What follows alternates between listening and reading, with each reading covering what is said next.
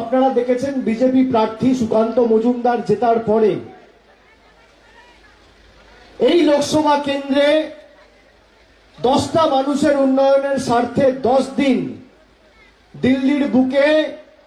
গিয়ে একটা প্রশ্ন করা বা বাড়তি 10 পয়সার প্রকল্প নিয়ে আসার জন্য কোন রকম কোনো কাজ করেনি।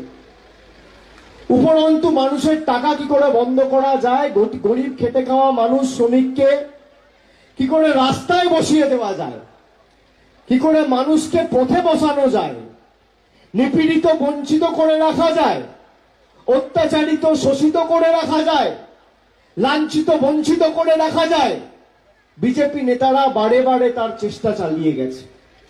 সুকান্ত বাবু নিজে আমরা যখন 100 দিনের কাজ নিয়ে কলকাতার বুকে ধর্নায় বসেছিলাম,